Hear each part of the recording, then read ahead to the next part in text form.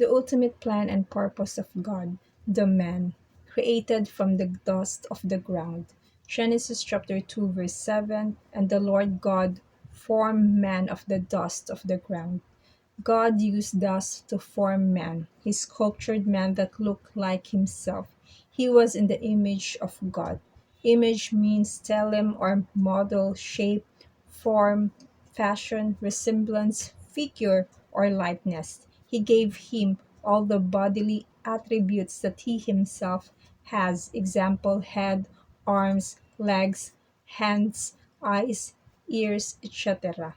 He created man from the same created substance that he made everything else: dust, dirt, and ground. The body was created from a temporal substance and never was intended to be eternal. It was created a temporary vessel or container. The body has down motivation toward the ground in affinity with the created world. Man becomes a living soul. Genesis chapter 2 verse 7. And breathed into his nostrils the breath of life, and man became a living soul. God breathed into the nostrils of the clay image he formed the breath of life, and the clay image came to life into an eternal spirit being, and man became a person. The breath of life contained all the soulish attributes of God, example, mind, will, and emotions. Man had all the faculties of God, example, to think, to choose, to have feelings and emotions, to reason, etc. Man incomplete. Even though God created man in his own image, there was a missing element in man. Thus, man was incomplete even at creation. The missing element was God's divine nature, the spirit of life. Man was created in the image of God in body and soul, but incomplete until when he would make his choice for Christ, and then at that time he would be complete. If God would have made man complete at creation, then man would have been independent, thus no real need of dependence of God, and also no choice for man to choose God. Free will, reciprocal love. Reciprocal means returning to give and get back.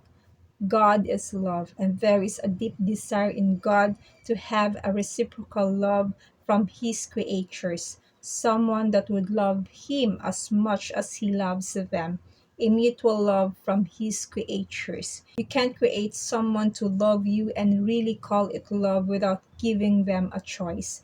Making someone love you is not love. For God to get a creature to reciprocate love, He would have to give him freedom and choice. Free choice.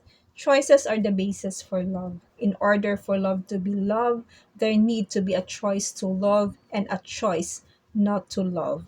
Forcing someone to choose is not love. In order for the person to have a fair choice, he needs complete freedom to make his own choice. So, in order for God to get a reciprocating love out of his creature, he would have to give them both freedom and choice. Then, by their choice of God, he would come into them and be in them what he needed in reciprocating. Example, agape love. Opposites. For there to be a fair choice, there needs to be a contrast or opposite to choose from. If there is only one to choose, then that is not a fair choice. So there needs to be more than one to have a fair choice. The two trees in the Garden of Eden, God created all things, and He placed two trees in the garden as opposite for the man to choose from. Then He gave man freedom in the garden and the choice of the trees. Example, to obey God or disobey Him and eat of the tree of the knowledge of good and evil. The consequence of our choices. Along with the free will comes the responsibility of our choices. God gives us the freedom of choice, then tells us the results or consequences of each choice, and He tells us which one to choose. Deuteronomy chapter 30 verse 19, I have set before you life and death, blessing and cursing. Therefore, choose life. Then he leaves it entirely up to man to make the choice. But after the choice is made, we don't have the choice of the consequence, for in that day you shall surely die. By choosing opposite of God results in a bad consequence. To God be the glory. God bless you.